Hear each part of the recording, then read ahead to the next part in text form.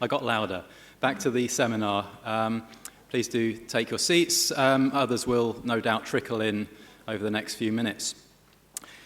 I'm Mick Burley, and it's my great pleasure to introduce this session, a session entitled Nature and Spirit. And we have, as with the first session this morning, we have two speakers, Geoff Ashton and Raquel Ferrandez Formoso. So let me introduce Geoff.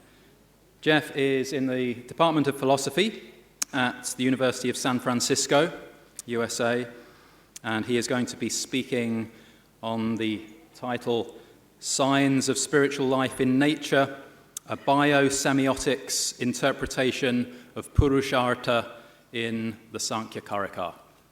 Over to you, Geoff. Do you want to take the stand?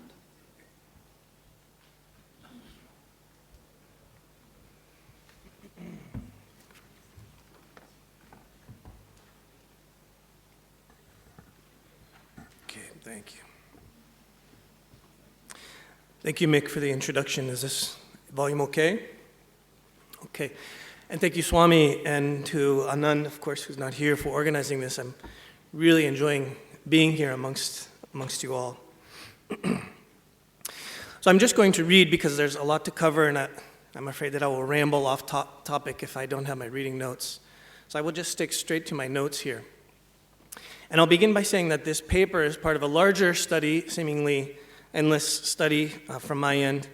I want to make very clear that this challenges standard readings of Sāṁkhya, standard interpretations of the doctrine of Sāṁkhya, which I am guessing most, if not all of you, have some familiarity with. And so it should create some friction with your understanding of the Sāṁkhya doctrine. And actually, in some sense, I hope it does, because much of what I'm presenting here, I don't believe has been interpreted, or has laid out quite in this way. But to this end, I want to make very clear that I'm using the term Sāṁkhya just for the sake of simplicity, only in reference to the Sāṁkhya doctrine of the Sāṁkhya Kārikā. I recognize fully that there is a wide range and a deep history of varieties of Sāṁkhya doctrines. Of course, it's often said Sāṁkhya is the oldest philosophy of India, and its motifs and frameworks and terminology appear throughout the history of Indian philosophy. And I'm focusing just on one text, of course a very important text in the Sāṁkhya tradition, called the Sāṁkhya Kārikā. Okay, so please keep this in mind. So having said that,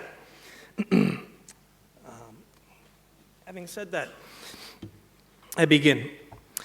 As is well known, the Sāṁkhya Kārikā is widely taken to establish the normative meaning of Sāṁkhya doctrine, commonly recognized as one of the six orthodox schools. One might think that Sāṁkhya shares the traditional Indian view of four hierarchically organized Puruṣa-Arthas, or goals of man or goals of human beings. Puruṣa, as you know, translates as man, but more generally as person or self, and Artha means object of desire, meaning, goal, or purpose, among other things. The highest of these four goals, of course, is liberation, again, in the traditional Indian or traditional Hindu view. Sāṁkhya refers to liberation as kaivalyam, again, as you're likely familiar with.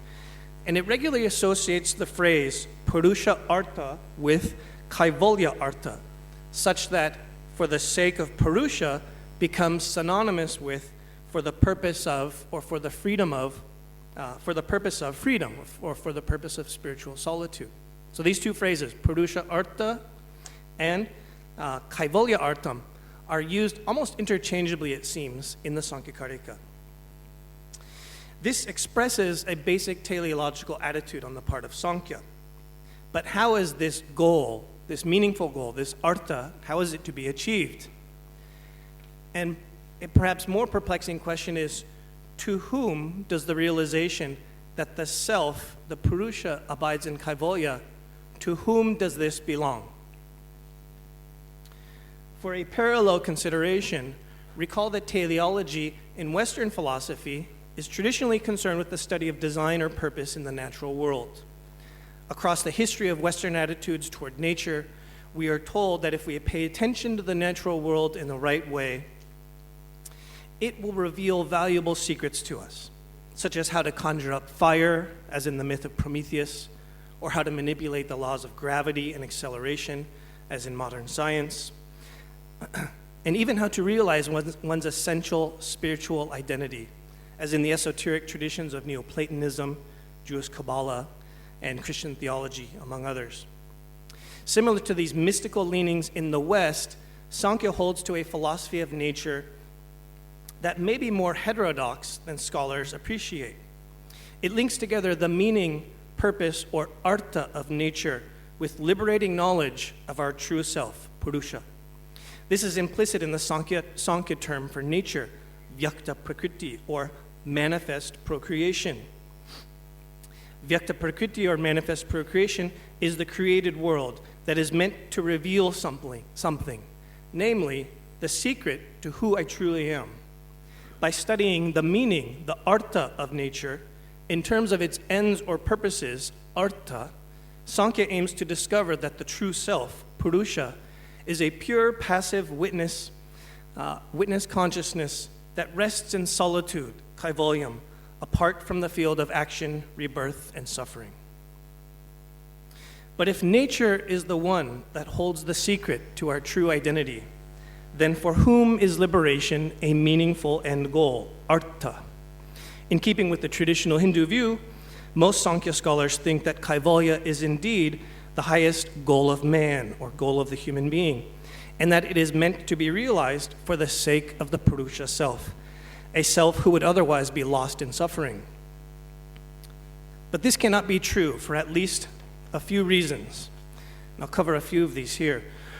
For one, it bears noting that the Puruṣa is not an anthropocentric category.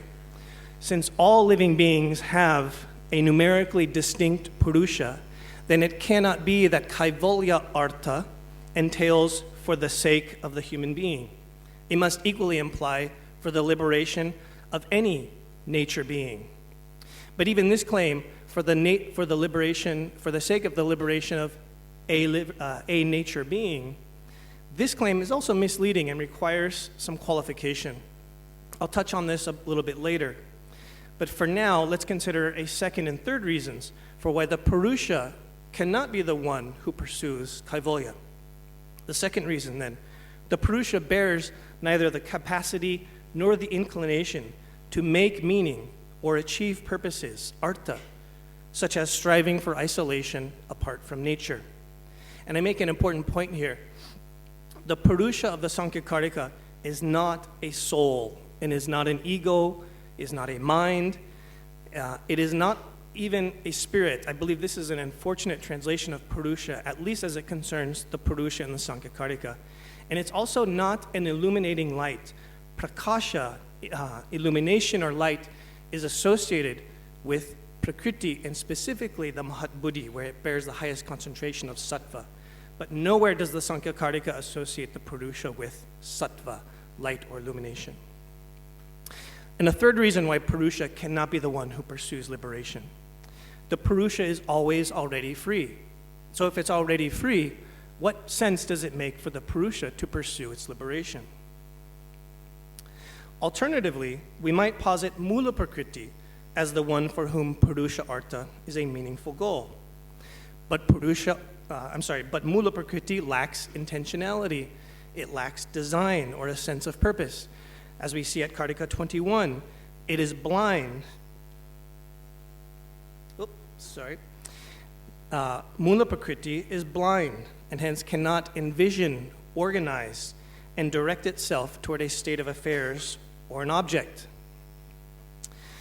So before considering other candidates then for the one who pursues liberation, given that it cannot be the Puruṣa and it cannot be Mula Prakriti, before considering other candidates, I want to take a moment here to make a basic correction to how we understand some basic Sāṁkhya concepts.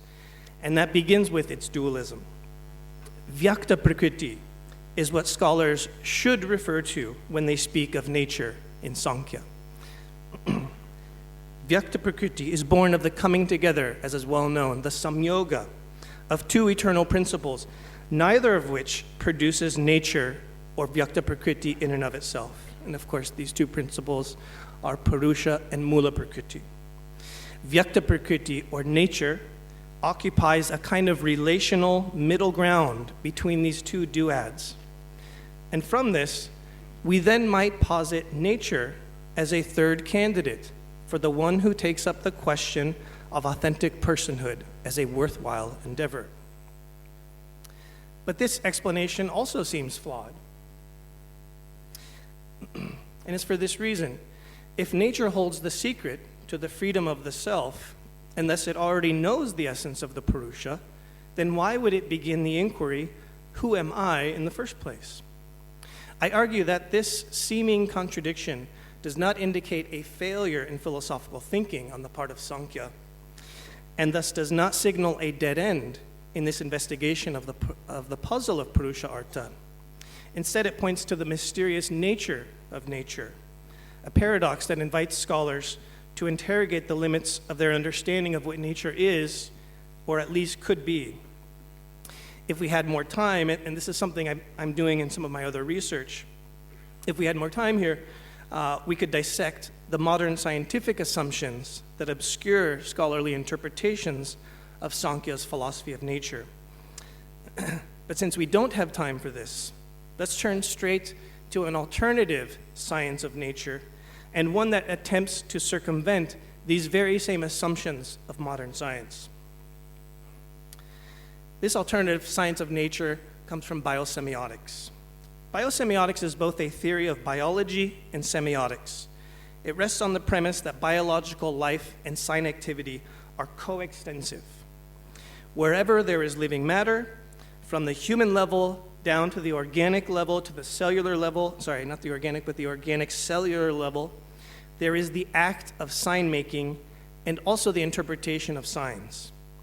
Recall that physiology and Darwinian evolution approach life from the third person perspective. And they approach it in terms of causal conditions that shape the organism from the outside in. Biosemiotics recognizes this. It includes this approach, but it widens the scope of biological research such that it investigates the first person experience of life forms and how those life forms interpret the world in terms of meaningful sign relations. This allows us to study living nature beings from the inside out, that is, from the inside of their own experience. One of the early pioneers of biosemiotics is Jacob von Uxküll, and he develops biosemiotics by adapting, among other things, he adapts Kant's argument for transcendental subjectivity. In brief, he posits that all organisms are active subjects endowed with their own capacities for interpretation. For the sake of time, I won't read to you from Uxküll's commentary on Kant or his imaginative explorations of what it's like to be a tick and other life forms, and I give an excerpt here. But I should emphasize that Uxküll describes not so much the subjective experience of life forms, but instead what he calls the Umwelt. Umwelt, meaning around, and Welt, or world, literally denotes the surrounding world, but this is to be understood phenomenologically. And at that, it should be understood more along the lines of a Heideggerian world than the life world of Husserl. The Umwelt is not a mind-independent reality. It denotes a world that already includes the organism as a self in the world, and this actually anticipates Heidegger's notion of being in the world. The Umwelt is also a sign system. It entails a holistic, interactive relation between a meaning-making subject who is already part of the world as a sign system and a world that is already part of the organism's biological constitution, with this biology enabling meaningfulness at all. This accounts for there being different worlds in nature that nevertheless overlap. The Umwelt of the whale and the Umwelt of the sailor intersect, but they show up differently due to physiological variation. Signs are thus in the natural world, and living beings experience reality firsthand by reading these signs.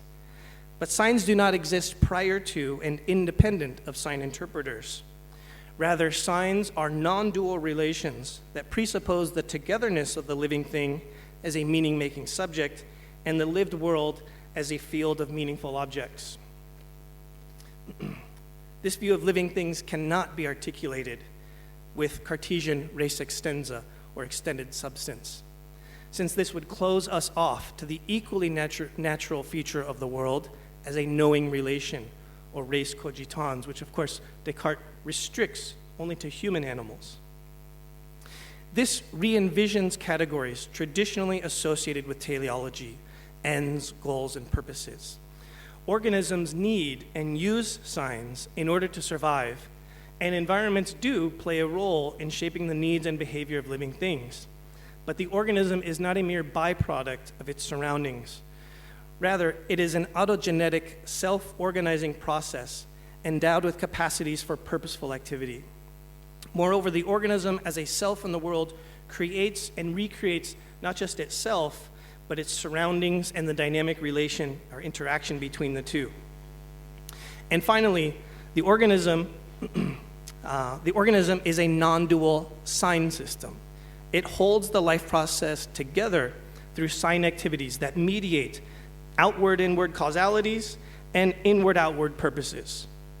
Agency thus gets situated not in an I, but in the relational middle of sign-based interactions that move with directionality. They move forward toward particular ends, and they proceed from and they tend toward an active integration of the organism into a complex environment. I believe that such a biosemiotics approach is important for Sāṁkhya scholarship, and I point here to 7 horizons of inquiry into Sāṁkhya. So with the time remaining, let's consider these 7 horizons, and then I will ultimately come back to this question of for whom is the liberating realization of the true self a meaningful goal? The first horizon is that Vyakta Prakriti as nature denotes an individual biological organism born of the confusion or the fusing together, the Samyoga of 2 parents, as it were, Mula Prakriti and a given Purusha. Literally a manifest procreation, Vyakta Prakriti is a living nature being, and thus it should be studied in terms of its aliveness or its vital intensity, not just its materiality or its extension in space. A second horizon, Vyakta Prakriti is semiotically active insofar as it signals. The Vyakta of Vyakta Prakriti highlights this. It is a nature being that manifests, reveals, or shows. The Sāṁkhya Kārikā elaborates on this by relating Vyakta Prakriti as a linga, that is a sign body or a characteristic mark that makes it possible for the life form to be recognized. A third horizon, as the linga, Vyakta Prakriti is a sign of life. And we can understand this of in 2 respects. First, this signifying power is of or belongs to Vyakta Prakriti, not to some external agent, and certainly not to the Purusha, which is passive. The second of, or meaning of here, is that the object of or about which Vyakta Prakriti relates information is its own creative process, its own unfolding procreativity. A fourth horizon, Vyakta Prakriti is not just a being that gives signals, it is also an interpreting being. Each Vyakta Prakriti presupposes a numerically distinct Purusha. Thus, each living nature being, or Vyakta Prakriti, has its own first-person perspective. We can contrast this with Purusha, the Purusha, a passive, non-intentional consciousness, and thus is not semiotically active. However, the Purusha makes possible the nature being's awareness of and capacity to interpret things as meaningful. There was some talk of this last night in the second keynote, of how this Purusha is something that distinguishes a living nature being from an artificial being. The Sāṁkhya Kārikā develops this insight by again associating Vyakta Prakriti with linga, though here the linga refers to the cognitive instrument by which the organism reasons through a process of inference, or anumana, in terms of signs or characteristic markings, linga. And you see this here. And just for the interest of time, I'm not going reviewing these particular passages, But one thing that's interesting here about the bhavas and the linga is that creation, this vyakta prakriti, has this double-barreled relation between being, bhava, or making be, and the sign body, or this signifying power. These two, in some sense, are interlaced. So now, given this review of the linga of vyakta prakriti, how are we to coordinate together these varied meanings of vyakta prakriti as both a sign-making being and a sign-interpreting being? Biosemiotics helps us by opening a fifth horizon of research. For Uksol, the living being is not quite living matter or a living subjectivity, since this would subordinate life to matter or subjectivity and could problematically imply that something like res extensa or res cogitans is the fundamental ground of life. Living nature is instead a samyoga, a dynamic commingling that involves the interface of two polar forces, a rooting mula prakriti and a withdrawing consciousness wrapped up as a self in the world, an umwelt. This interwoven togetherness turns itself inside out. It rolls forward as a pravritti, a forward turning, and it gets recapitulated in the interface of the signaling acts of vyakta prakriti and the interpreting acts of vyakta prakriti. Consider here at Kārikā 24 how the ahankara produces not just an empirical I, an ego, it actually produces a self in the world.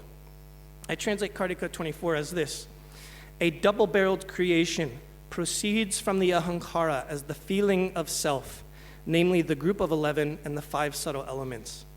The ego is only one face of this double-barreled interface produced by the ahankara, where both the group of 11 that comprise the physiological body, one face, and the 5 subtle elements that give rise to the surrounding world, the other face, these are equally characterized by abhimana, or the feeling of self.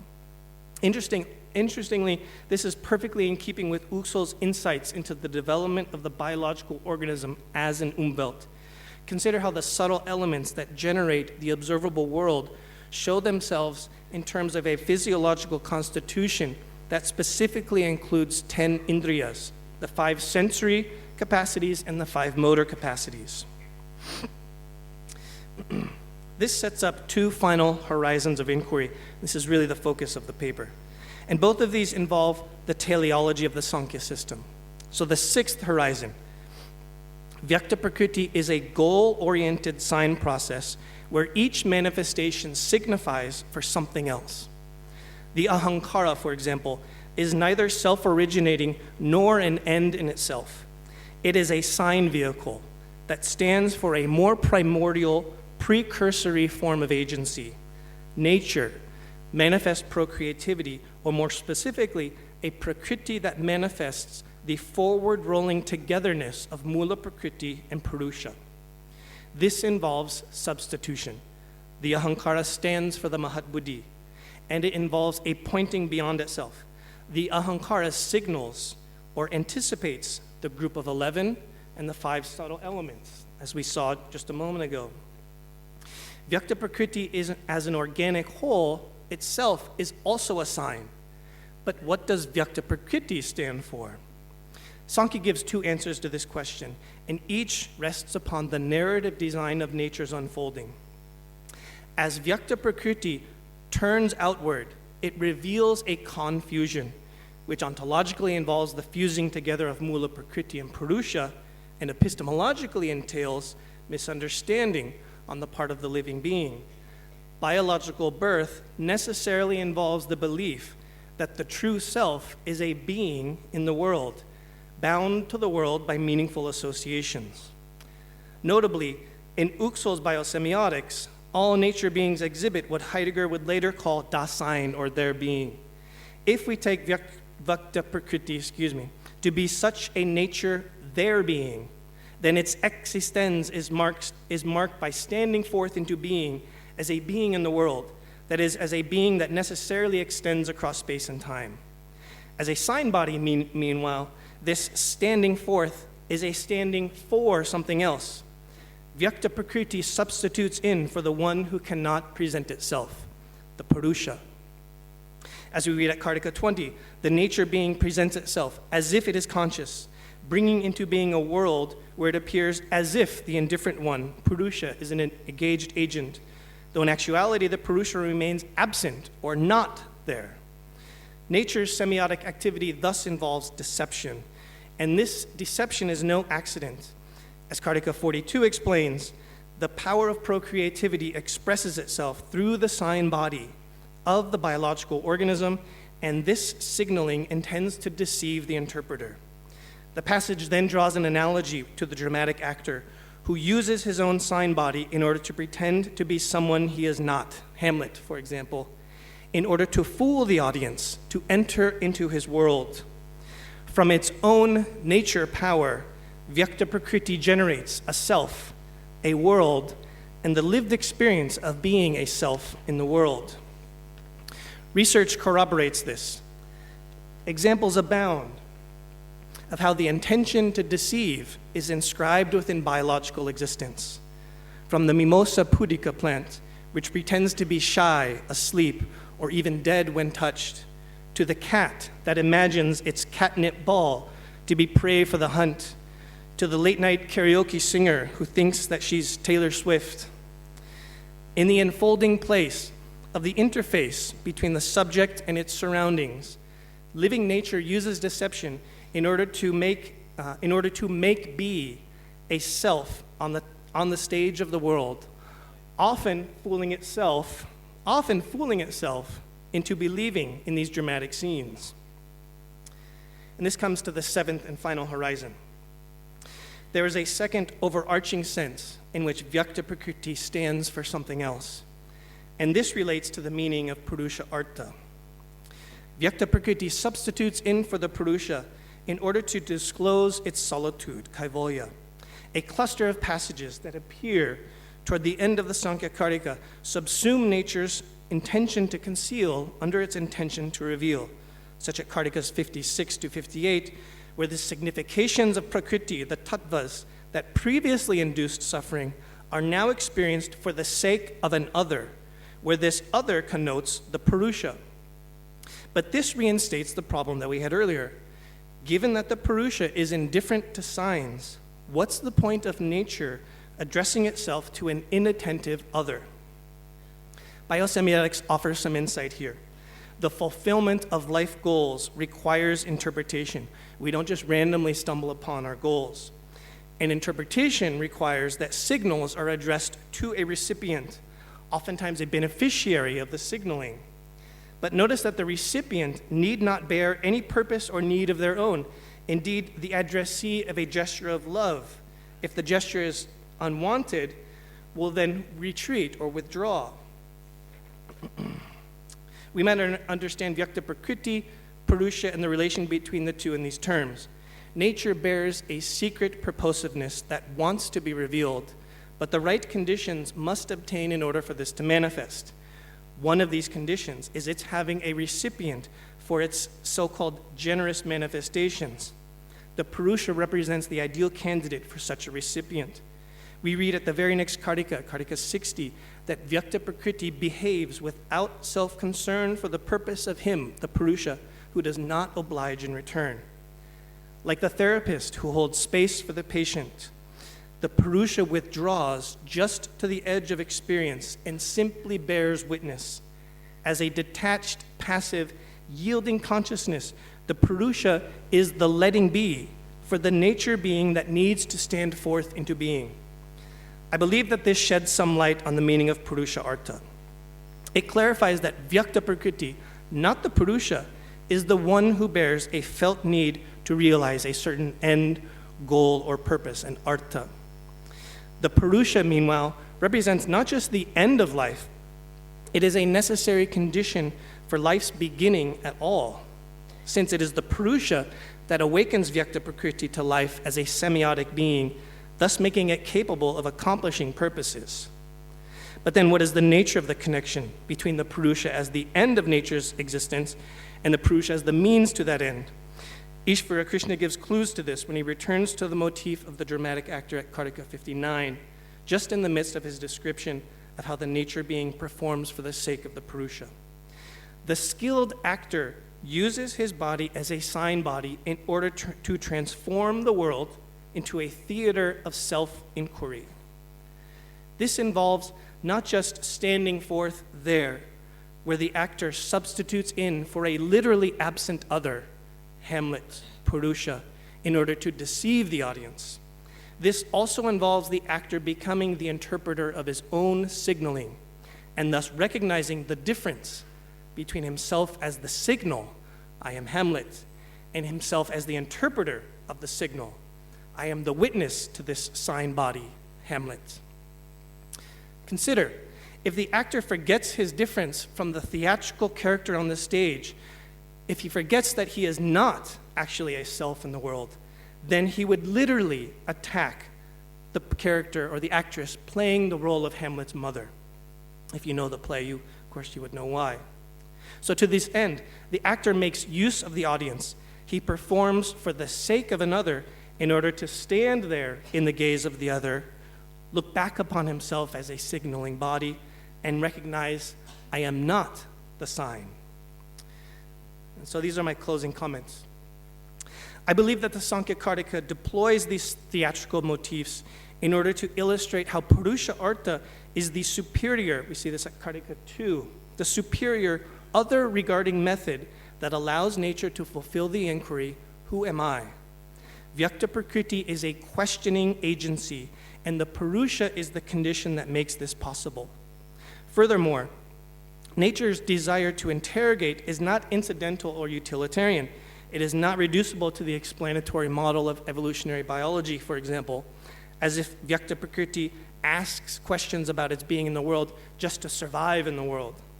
The felt need to wonder, including the need to wonder about its own existence, is more basic to Vyakta Prakriti. Vyakta Prakriti is a being for whom the question, who am I, always already matters. The Purusha thus represents the first, the final, and the perennial question that drives the life of Vyakta Prakriti, driving it as both a vitalizing force and an orientation. And so within this biosemiotics frame, we can now understand the teleological meaning of Puruṣa-Artha, and this in two respects. So here I close, Mick. First, in her pravritti, or inward-outward turning phase, Vyakta Prakriti stands outside itself and pretends to be what it is not, namely a Purusha. And importantly, it does this out of a desire to explore firsthand what is it like to be a self. And of course, it inevitably fails at this task, since the Purusha can never be known through direct representation. The second phase, in her nivritti, or outward inward turning phase, Vyakta Prakriti imaginatively assumes the mysterious there-ness of the Purusha, who resides just on the other side of experience. She then reflects back upon her manifestations, and through tattva bhasa, or disciplined study of the tattvas, she realizes, I am not this sign making is not of me, and so on. She interprets these manifestations as signs of the difference that is inscribed within her existence. Nature now reveals not the union of Mula Prakriti and the Purusha, given earlier in the narrative ontology of the Sāṁkhya Kārikā. Nature now reveals their difference. Realizing this most important bit of information, namely the difference between procreativity and consciousness, this rests at the ground of Sāṁkhya teleology of nature. So I close by noting, I guess my third close, but I really am closing. In all likelihood, Sāṁkhya analyzes the phenomenology of the human organism, not a chimpanzee or a tree or anything like this. But it situates the human quest for meaning, such as with the traditional Hindu Puruṣa-Arthas, or aims of life. It situates these in the more elementary meaning-making and sign-interpreting processes of biological existence. This holds for that most basic question of natural life, who am I? Puruṣa-Artha, or the realization that the self is liberated, is meaningful not for the Purusha, nor does it belong to uniquely human being. It is rather a sign of nature's playful semiotic agency, which gets recapitulated in countless worlds of inquiry. Thank you.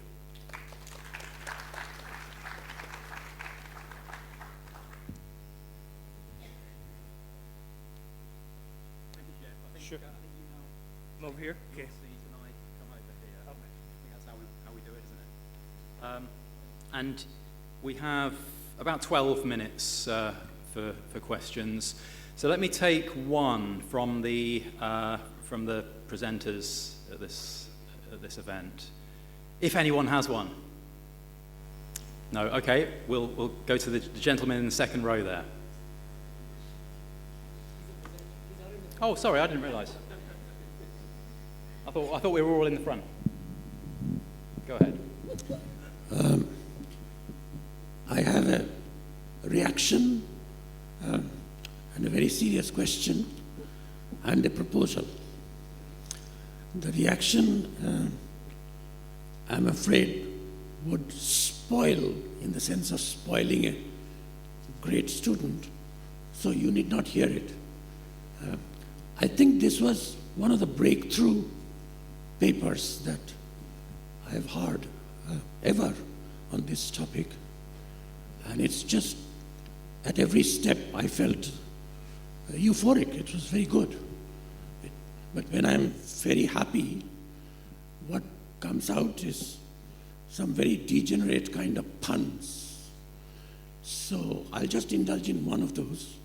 It's meant to be a praise for your paper, because you took the very interesting example of a bug, ticks.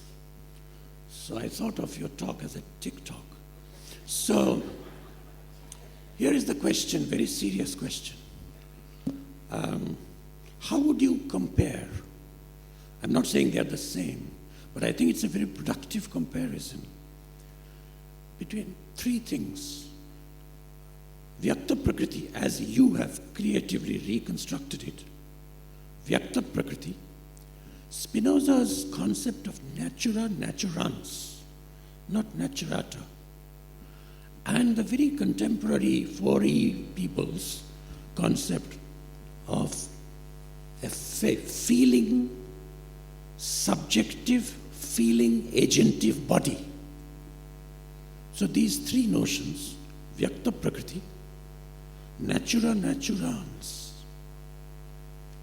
and felt agentive body, how would you compare them? And the proposal, a little bit over the top, but I think if Anand was here, he would immediately start working on it. In Amsterdam, or in Raquel's University, Spain, we should have a follow-up conference, not on Advaita, not on Nyaya, but on Sāṁkhya and Spinoza, mediated by biosemiotics.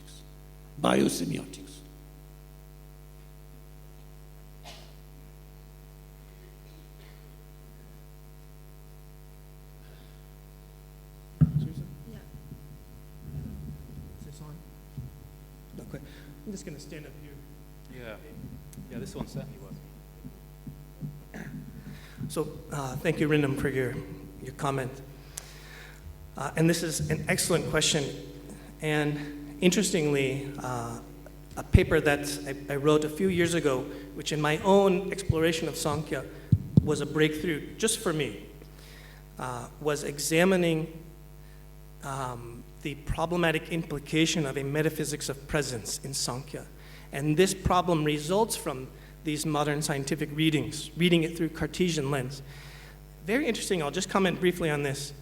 While many scholars rightly problematize the translation of the Puruṣa as a meaning-making, cognizing ego, so not a Cartesian ego at all, but they have not explored deeply enough Cartesian materialism as a interpreting frame for Sāṁkhya's theory of Prakriti. And so as I explored this in this paper, what I found was precisely this issue, and I read Sāṁkhya's concept of Prakriti through actually Goethe's notion of natura naturans, not so much through Spinoza. And I found this to be an incredible reading, because it actually responds to a Kashmir Shaiva critique of the Sāṁkhya doctrine of Prakriti, that it makes no sense, that how can it be that Prakriti appears at a moment as this inert, passive, non-organized materiality, and yet there is continuity from one moment to the next. So how can there be both continuity and yet this passive materiality. And so they are critiquing the Sāṁkhya notion of Satkaryavada. And so the way around this I found was to actually not read Prakriti through natura naturata, as in nature already natured, as in at one present moment to the next, where then nothing organizes it temporally from one moment to the next. In fact, they throw out teleology through this. You must read it through this natura naturans. But now, having said that, biosemiotics goes a step further.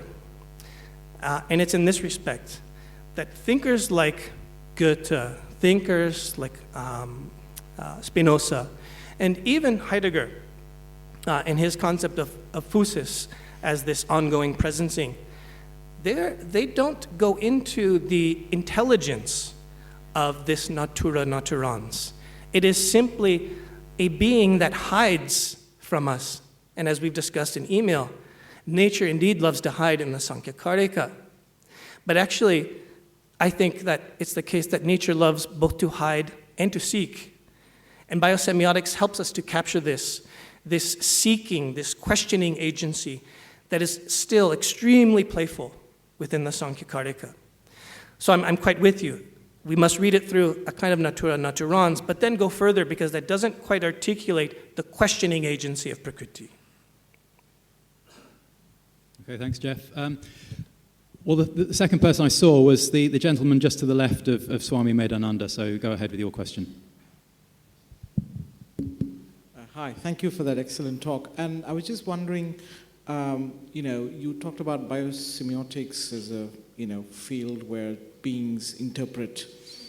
And I was wondering if that's a kind of a stretch of the term of interpretation, because some people might say, interpretation is, there's a difference between, say, something like echolocation, which is constrained by stimulus response and evolutionarily conditioned, whereas something like interpretation is something that only like sapient organisms like ourselves can do. So is there a kind of a slide where, if you can answer me, how you can establish, or why do you presuppose that interpretation is somehow there across the whole chain of being, so to speak?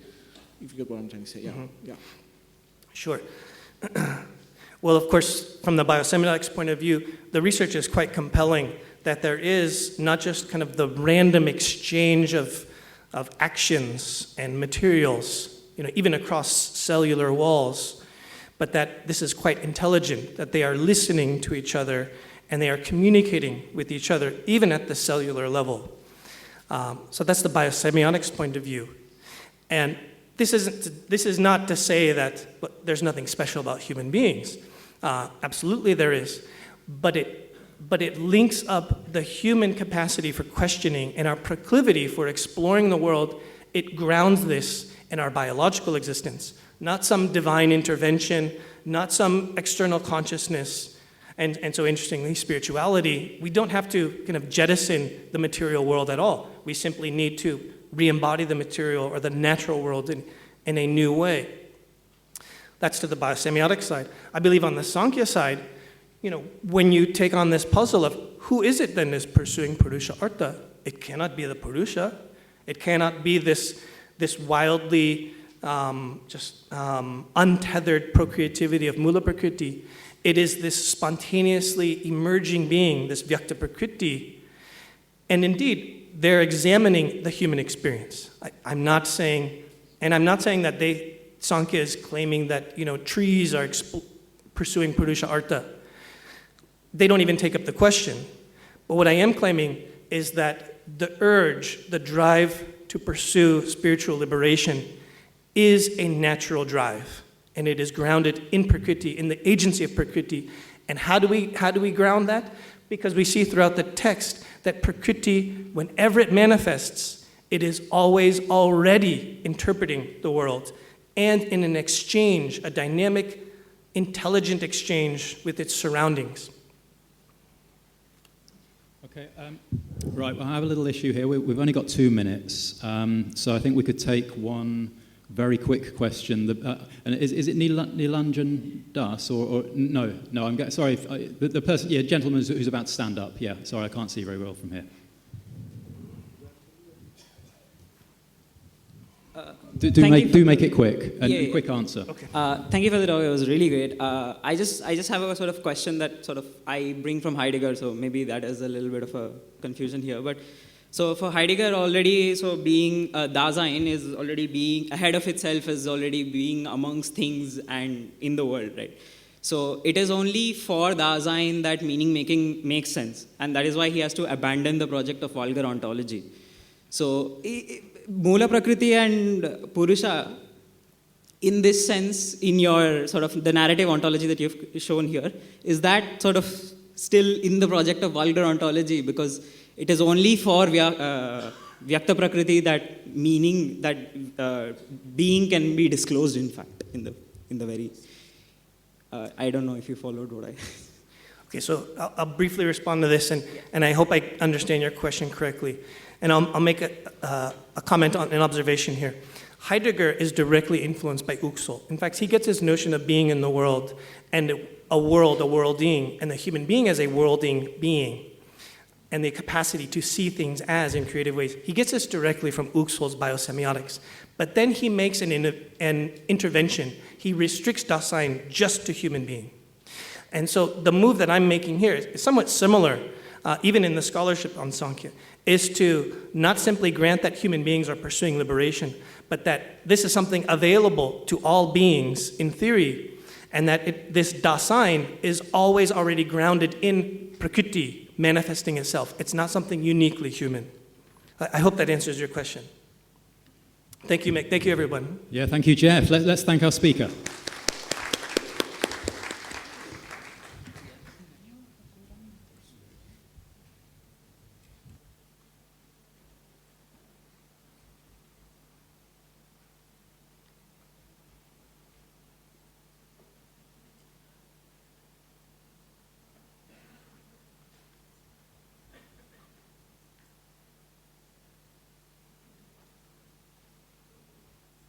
Okay, I'll sort out the slideshow in a moment. Let me introduce our second speaker of this session.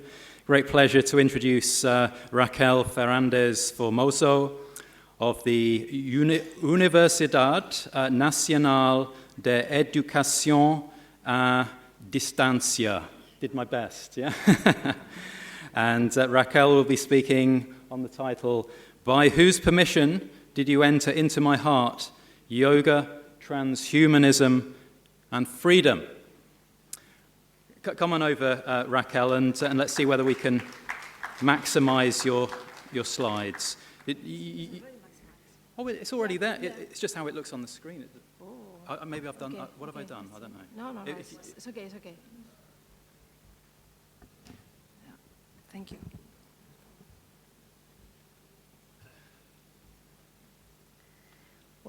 I don't know what's happening, but yeah.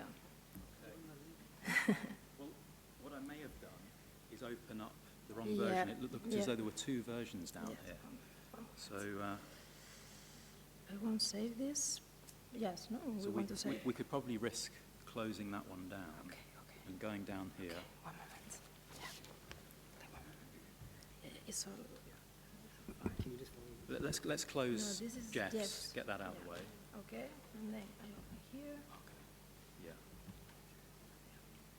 Okay, so the slide. Yeah, that's it. Thank you. Thank you. So, hello everyone. It is a pleasure and a privilege for me to be here in such good company and participating in this wonderful seminar. I want to thank Swami Medananda and Anand Vaidya for having invited me.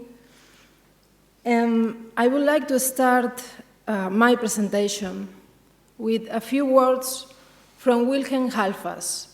In 1987, Halfas gave a conference, a lecture, entitled India, Europe, and the Europeanization of the Earth. 1987 is an early date to speak of yoga and technology.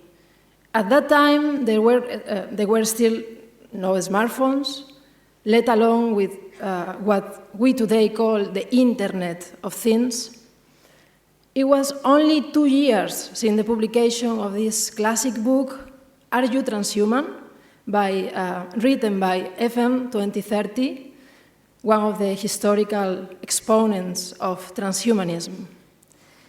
And yet, these words of Halfas at that early date, they were like a yogic prophecy to me. So he claimed, Indian spiritual movements in the West illustrated this simple truth.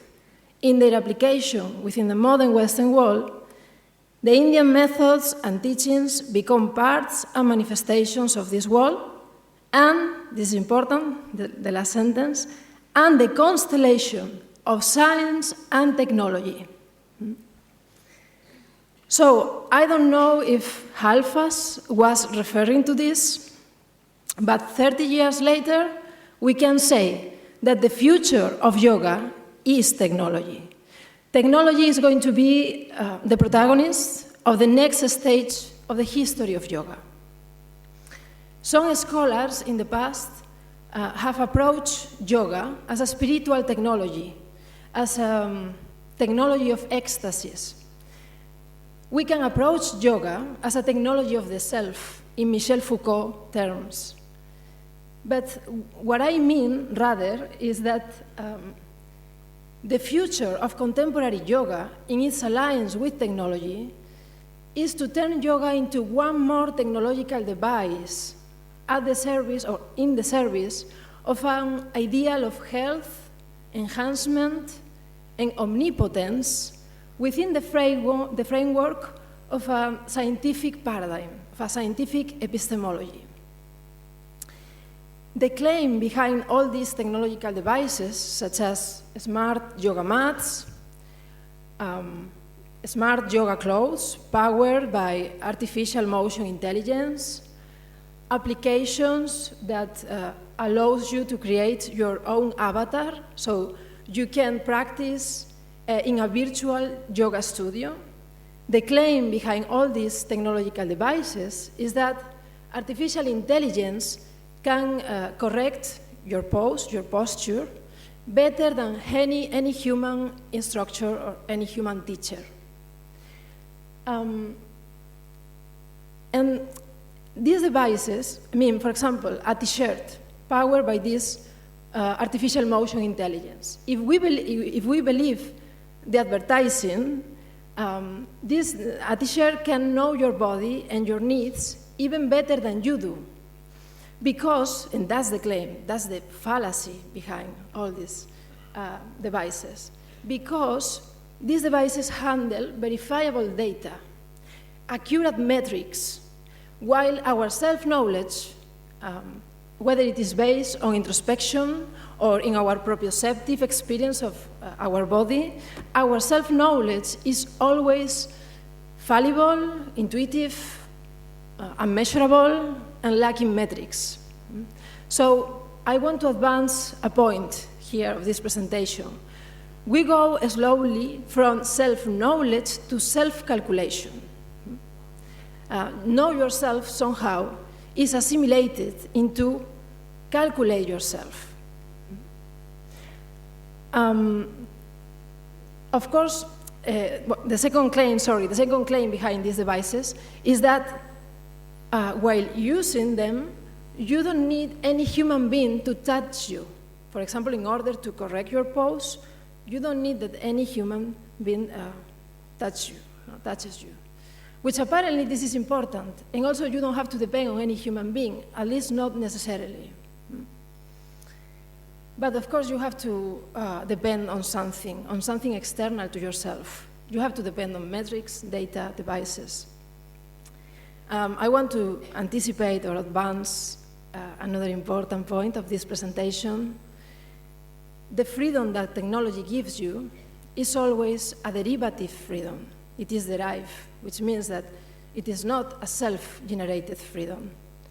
It gives you something, you have to give something in return, and most of the time, what we give in return of technology is dependence, which is not necessarily something bad or a negative aspect. It's just the freer you are through technological means, the more dependent you become.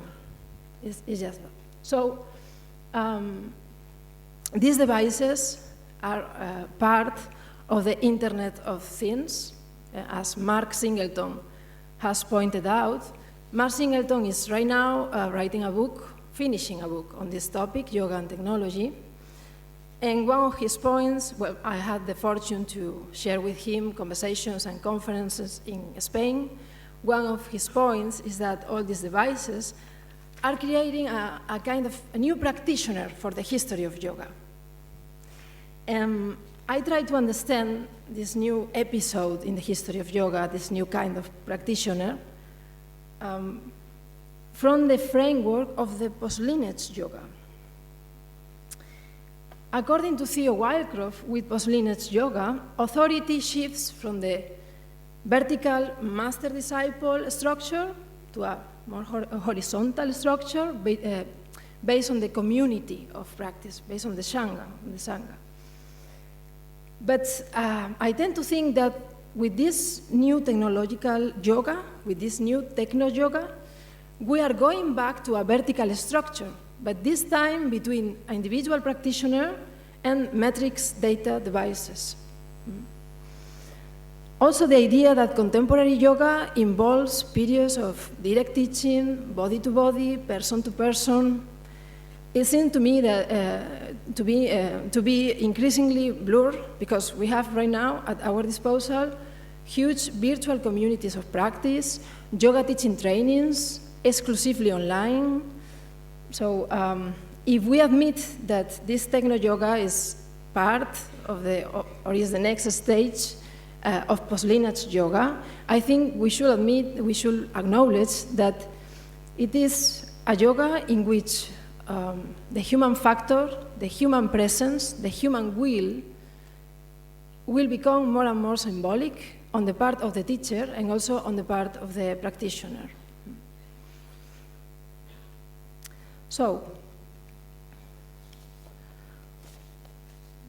what would think transhumanist philosophers about this alliance between yoga and technology? I assume that all of you know more or less what transhumanism is. We can basically describe transhumanism as an intellectual movement and rooted in Western enlightenment. Its exponents usually define transhumanism as a secular movement, non-religious movement, sometimes even anti-religious movement, that believes possible and morally desirable to improve the human condition through the application and development of technologies. But the relationship between transhumanism and religion has always been problematic. It is a matter of debate within transhumanism, which is already a very diverse and heterogeneous movement. For example, some transhumanist thinkers consider it a mistake to turn their backs on religion. For example, La Torre proposes a non-religious spirituality that he calls trans-spirit, that's his project, with the idea that it is necessary to include this cultural aspect, religion, in the transhumanist agenda and to recruit believers into the ranks of transhumanism. So, he claimed, if we seriously want to achieve our transhumanist goals, we must acknowledge that we are not likely to do so by turning the majority of religious believers against us. And when reading carefully the proposal, this trans-spirit project, this proposal of La Torre, other similar transhumanist proposals on this subject of spirituality based on neuroscience, evolutionary psychology, neurotheology, it's easy to realize that what they are proposing us is a spirituality without a spirit. It's a spiritless spirituality, not in the same way as Buddhists, as this idea of an Atman, in other different way. techno-spiritualities lack all the seriousness and the depth of Buddhism, that characterize Buddhism. They just take for granted techno-spiritualities, that we have a brain, so to speak about an Atman or an spirit is childish, so it's a different thing. Let's not fall into superficial similarities. In this case, La Torre proposes an spirituality based on the customization of meditative and spiritual practice taken from India, Tibet, and East Asia. And he didn't mention yoga. He doesn't mention yoga, but yoga is included in this proposal. And he goes so far as to compare transhumanists with bodhisattvas, since, according to him, they both share the vow to save all beings. He also contrasts traditional spirituality on one side, whose character is massive and requires faith and obedience to a master.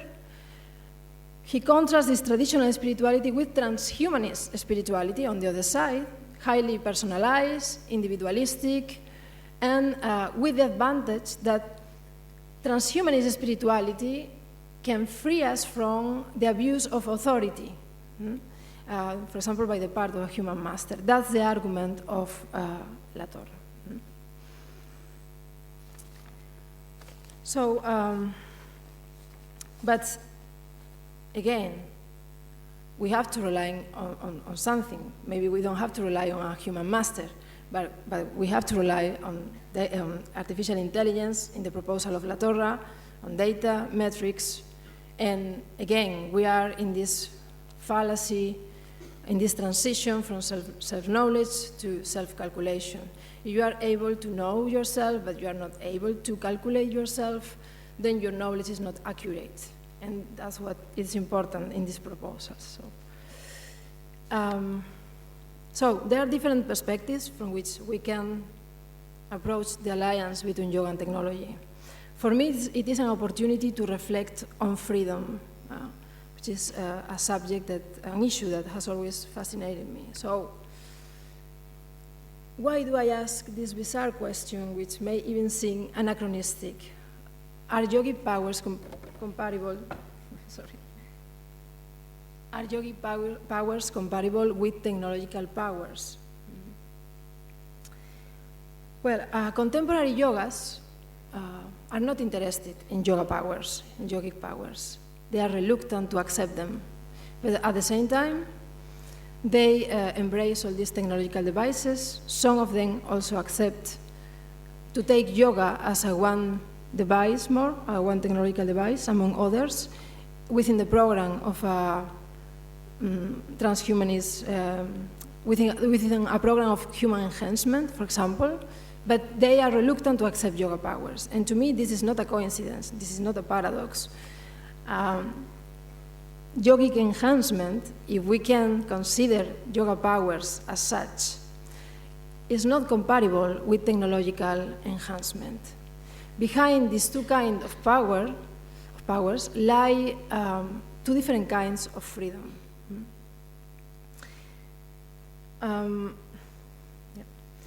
The mapping of yogic enhancement is reflected in a whole host of cognitive, physical, spatiotemporal abilities that challenge the biological capacities of ordinary human beings. And as you all may know, these powers have been considered in different ways by different yogic traditions, and even among different Indian philosophies, since not all of them accept among their epistemological postulates the possibility of such powers. In yogas of a more aesthetic nature, it was considered that the development of these abilities, these powers, was a logical and inevitable step in the yogi's path to liberation. In other yogas, for example, linked to Tantra, deliberately seek the attainment of these powers. Not just through yoga, also through mantras, through herbs, through so on. But I think that one of the main characteristics of the yoga powers is that they are the result of the practitioner's mastery over themselves, of their own meditative and concentration abilities, capacities, that give rise to a self-generated, self-sufficient freedom, which doesn't make the person, the individual, dependent on any external device. Even in the context of the Shaiva yogas, which don't emphasize personal effort as a means to acquire the Shiva condition, the idea of Swatantra take us back to this idea of self-sufficient freedom. According to Daya Krishna, Swatantra means being determined by the self or not losing one's freedom because anything internal or external to oneself. On the contrary, technological powers, and this is not my expression, technological powers is Nick Bostrom's expression. Nick Bostrom is one of the most famous transhumanist philosophers. On the contrary, technological powers only can provide us with a derivative sort of freedom, at the cost of making us more and more dependent on science and external devices. So they provide us with Paratantra, not with Swatantra. And I want to explore this issue from the perspective of the freedom as omnipotence. I know, I forgot to mention something. I forgot to mention Krishna Chandra Bhattacharya, that in the mid-20th century, Krishna Chandra Bhattacharya said that there was a skepticism towards, not just towards yoga powers, but to the possibility, psychological possibility of yoga itself.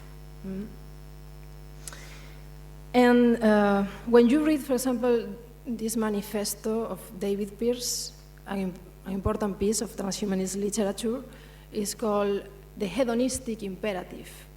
And when you read this kind of manifestos, for example, in this one, David Pearce speculates about psychochemical nirvana, he calls it, that can be achieved through the suppression of the suffering from the brain, via engineering and surgery, of course.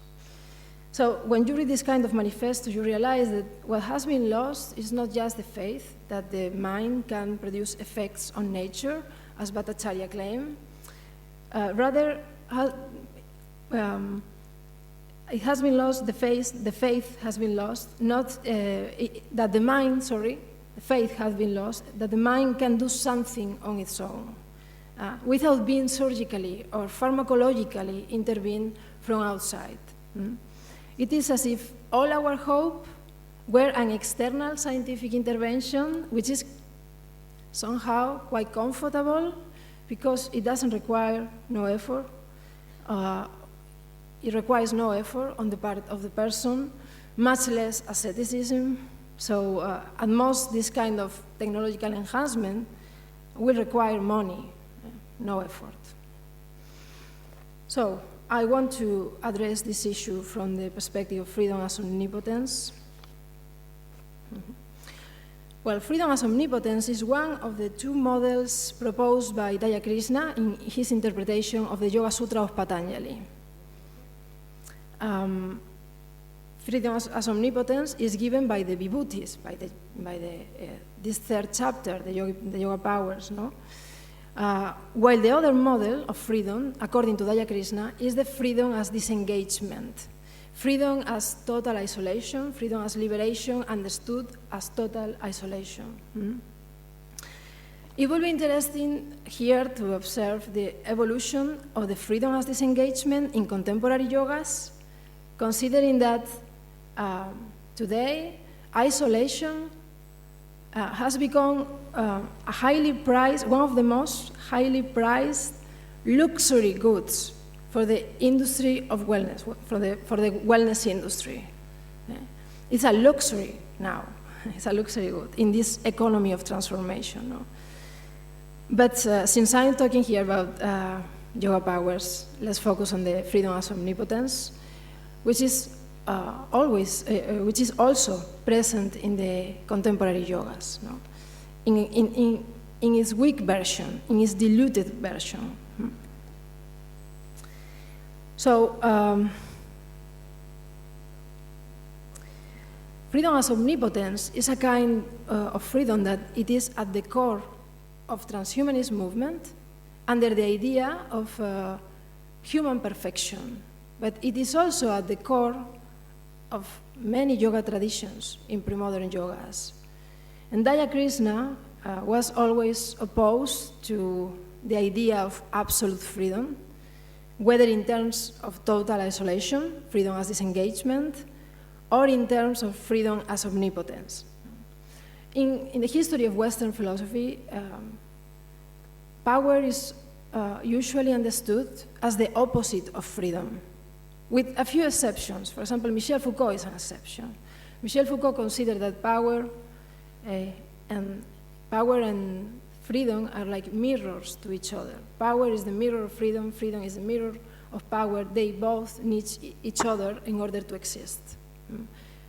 They both need each other as a limit and as a challenge. So freedom cannot exist without power, power without freedom. But normally in the history of Western philosophy, it was considered that power is the opposite of freedom. And Daya Krishna followed this direction. He defends that power does not give freedom, and that the idea that the more power one has, the freer one is an illusion, no? An illusion that has trapped humanity. Power is essentially asymmetrical in nature. If someone has more power, others are bound to have less than he or she has, and even be subservient to him, to her. So, according to Daya Krishna, I didn't bring this, that paragraph, but according to Daya Krishna, in this same text that I'm quoting, the development of technology is aggravating this inequality created by power. And the idea that power does not give freedom has everything to do with the title of my presentation. By whose permission did you enter into my heart? As many of you may know, this is a question that King Janaka asked to the yogini Sulava in the story of the Mahabharata. Sulava is a yogini with yoga powers, of course, and she enters the mind of King Janaka to check if he is really liberated, as he claimed to be. So she enters his mind, and one of the reactions of King Janaka, one of the reactions is to ask, hey, by whose permission did you enter here? I have read a lot of philosophical texts on this story. I myself have written one paper on this story, but nobody recognizes, anyone acknowledges that this reaction of King Janaka is absolutely reasonable. Nobody takes this reaction of King Janaka seriously.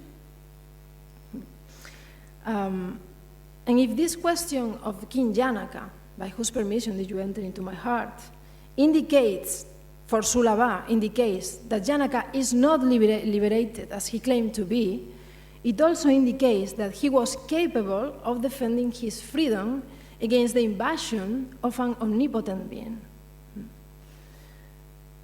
And it's like, you remember, if you read or you have read Aristophanes, the comedy The Frogs, there's a moment in the comedy when one character behaves as if he knew what his colleague was thinking, as if he could read the mind of his colleague.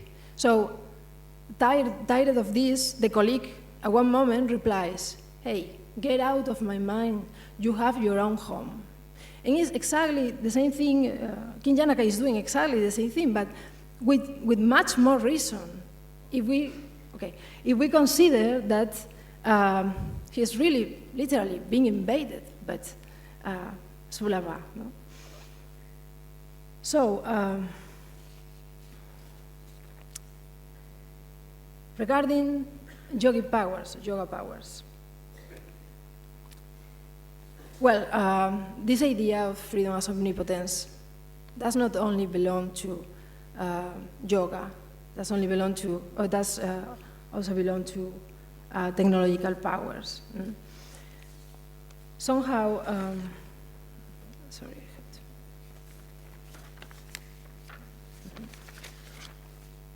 Okay. Somehow, technological powers are going also to aggravate the inequalities and this asymmetry of that characterize power is also to be applied with technologies. In fact, I'm quite pessimistic. I believe that this question of Kinjanaka is going to take part of our lives in a much more dramatic way than in the story of Sulaba. Well, just to close, sorry, I lost this. Regarding our epistemic predicament, can we take seriously yoga powers from our scientific paradigm?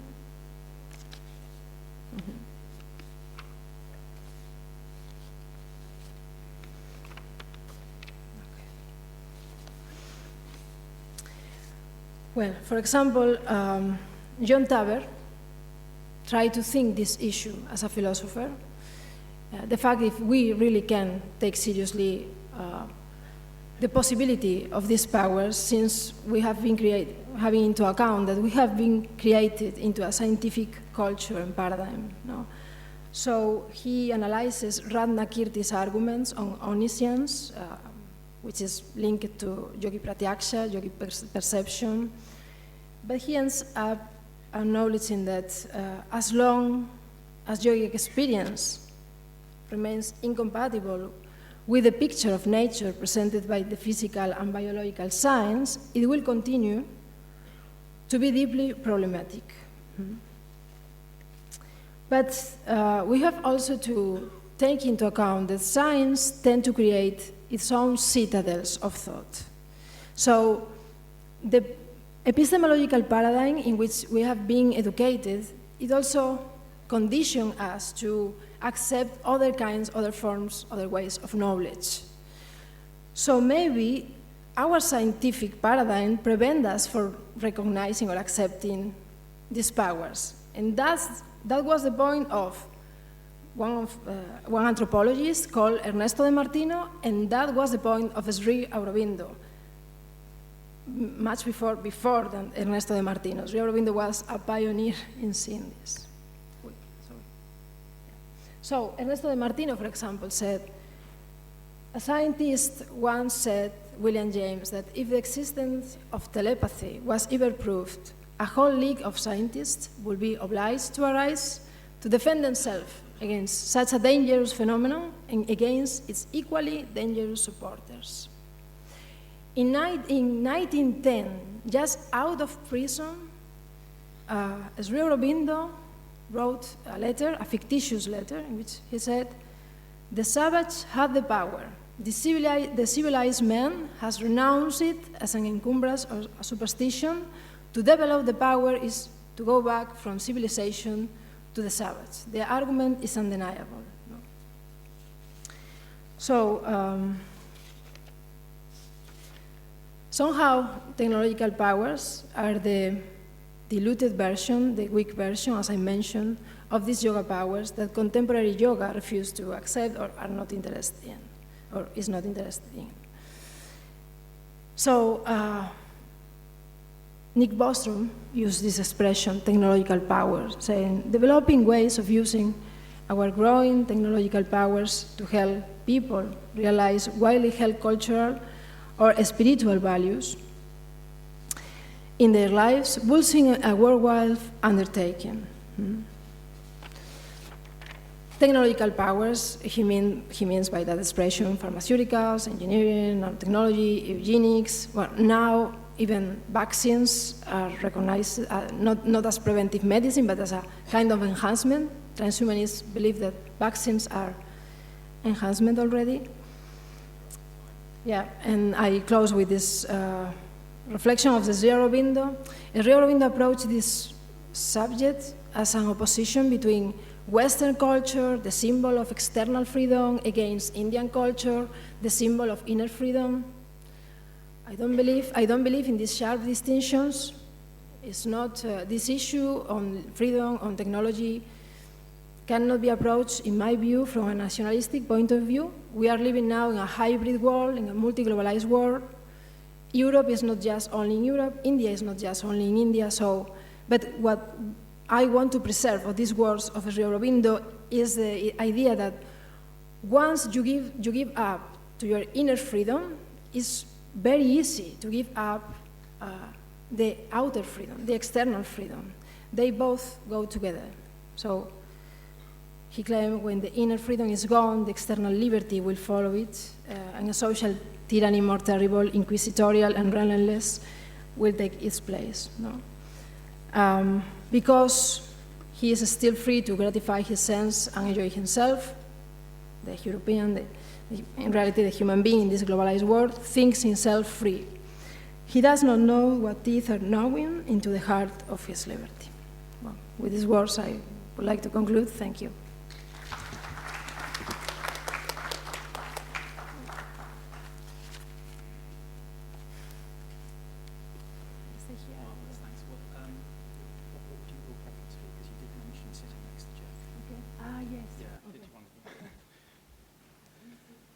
I hope you won't mind mentioning, Raquel, that you said that it's possible that in some answers you may want to answer in Spanish and Geoff would then translate. The question is difficult. Yeah. So that this may happen. We'll see how it goes. Now, officially, this session is. Oh goodness me! This session is supposed to stop at 1:20, but I propose that we go on till 1:26 due to the delays, delays that we had along the way. So let me begin by asking at least one person in the front row. Well, this lady here didn't get a chance to ask a question before, so I suggest we start with her. Yeah. Well, thank you. I've got an opportunity to, Thank you, Madam Speaker. You did mention Sri Aurobindo. Possibly some of the local people will not understand your accent. Sri Aurobindo. His lifespan is 1872 to 1950 something. Who is British made, sent to UK at the age of 7 and come back as 21 as a foreigner. And I'm so thankful you did mention Sri Aurobindo, who actually, it's not my exact question, rather to bridge the gap between that all these things, that who actually directed, that assimilated, digested Sri Ramakrishna, Vivekananda, Sri Sharadama, and interpreted it with the and directed the new technology for the coming era, or the future, better to say, future spirituality of mankind, and ever evolving, ever evolution taking place. We have to keep pace. Sri Aurobindo directed how to, the changing our material, that body, that is the freedom for the bodily dependence or imprisonment. And it is since human existence, it is the same thing, that we are divine, we are the son of God or Amrita Shaputra, but every time we get polluted, we need to get evolution according to the need of that society at the time. That is the technology, Madam Speaker, this did mention, and technology changes, we need to keep pace. And Sri Aurobindo said the same thing. And yes, this is my question, this is my answer, that some to bridge the gap, and local people will have not heard that name of Sri Aurobindo, and that's, I'm just trying to question and answer and raise more questions. Thank you. Okay, thank you. So Raquel, if you'd like to make any comment, you're welcome to, but if you're fine to leave it, we'll move on. Niti, I saw you next. Marjana, I'm afraid I don't think we'll have time because we'll go to others, Hello, Raquel. Definitely it was a good presentation. Since you mentioned the Janaka Sulabha Samvad, the dialogue, so I would like to ask you that does this question when Janak asked to Sulabha that with whose permission did you enter into my heart? It raises some questions to the yogic perception, because as yogis can simply enter into anybody's mind and hearts, and they can just see somebody's past, present, and future. So if not, what does it mean by yogic perception in your opinion? This is the first question. One more tiny question is there, a very small one, that in the very outset, you were mentioning about the techno devices. So it is getting popular nowadays, no? The techno devices, meditative apps, and all these smart yogas and all, yoga mat. So do you think that these are the wrong terms to use? Because, in yoga, in Indian context, basically, it's chitta vritti nirodha. And simply postures and pranayam cannot do that. They don't have the capacities to do that, okay? So simply they are the posture corrective devices, or just the, breathing technique devices and all. So what's your take on that? Thank you so much. So thank you for your questions, Nikki. My point... A little closer to the mic, Raquel. Oh, yeah. My point with the story of Kinjanaka and Sulabha was to remark that if being liberated, or if to have yogi pratyaksha, means that a person can enter my mind, can enter my home without my permission, that means that every liberated being poses a threat to my freedom. And that's why Daya Krishna is saying power is asymmetrical. If one is omnipotent, the other, which doesn't have self-knowledge, is not liberated, is an ignorant being, whatever, is threatened by that omnipotence. So at least, I want to acknowledge, I want to defend here Kinjanaka, at least to acknowledge that the reaction, the question, by whose permission, is a absolutely reasonable reaction of a non-liberated person. That was my point. And the second one, I totally agree with you. Transnational contemporary yoga has become, as we already know, just a matter of postures and exhibition most of the time. But with all these devices, and I have tried some of them, it's even worse, because even if you got used to this asana yoga, with these devices you cannot even close your eyes. You have to be aware of the screen that is telling you about your pose, giving you information about the metrics, your pulsations, your breathing. So you cannot relax for a moment. This is super stressful. So it's not just about asana. It's just a very accelerated, asana. Yeah. Great, thanks. So I'm aware that there are further questions in the front row, but let me just see whether there's... So I saw the gentleman there. Do you want to come forward and ask a question? And then we'll turn to the front row again if we run out. Yeah.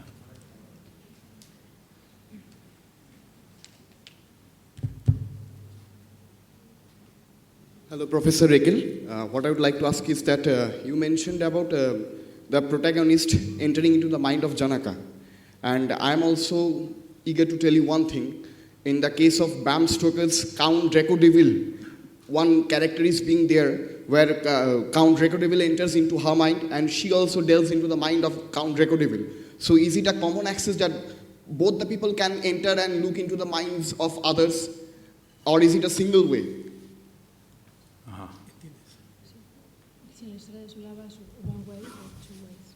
I mean to say that is it a common access or a single way? Because one would like to subdue to the power of others' mind, which is on the higher state of level, or it might be so the common accessibility over there because of the common transition point of the mind. The thing is, in the story of this story of the Mahabharata, Sulabha enters the mind of Kinjanaka. Of course, Kinjanaka is talking with Sulabha, but from his own mind. He's not entering Sulabha's mind. So it's one way. And of course, if we consider that the story of Sulabha is an allegory, and some scholars have done that, then Sulabha is not real, it's just a voice inside the head of Kinjanaka. But I take in this story in a literal way, not as an allegory, and I will say it is a single way. Sulabha enters the mind of Kinjanaka. Okay, thanks. Thanks to you. Okay, I haven't spotted any other hands in the main audience. Am I missing? Oh, you're up there already. Okay.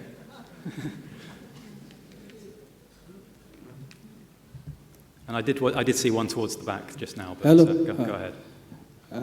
Your title of the topic, I have some confusion because from yogic powers to technological powers, Yeah. it promotes like bioethics of self-care of Michel Foucault and postmodern thinkers. Because yoga is a $1 trillion industry in globally.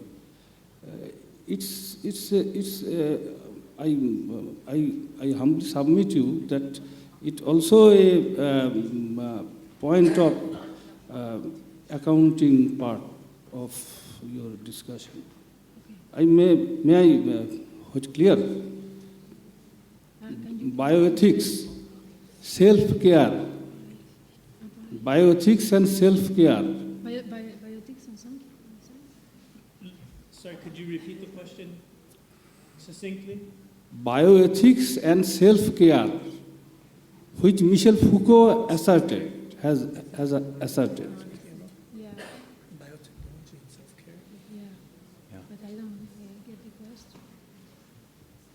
Yeah, I understand these two words, but Puedes dar unos comentarios acerca de self-care Yeah. y los biotechnology? Está bien. yeah. So apologies if I don't get your question properly, but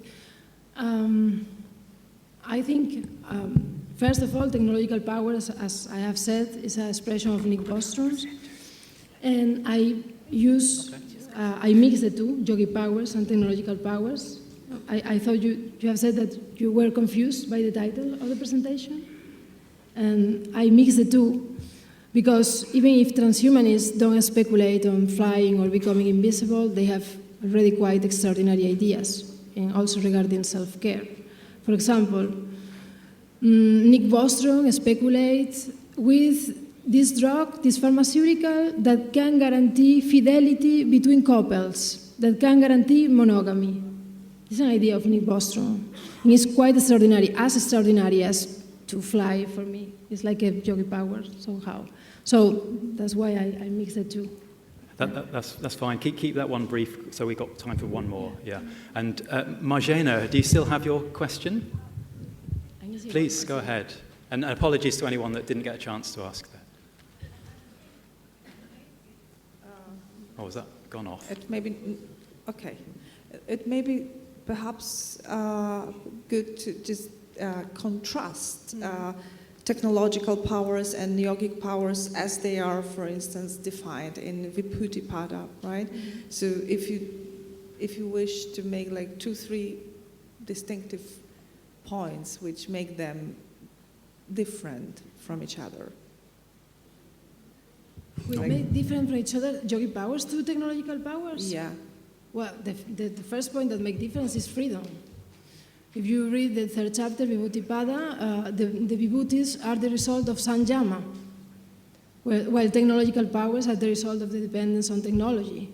And what I realized doing this, investigating not just on yoga and technology, and other topics related to technology, is that the enthusiasts of technology, the technophiles, tend to emphasize what technology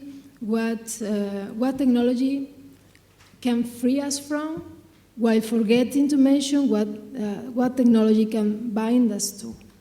So the first difference I wanted to make is freedom.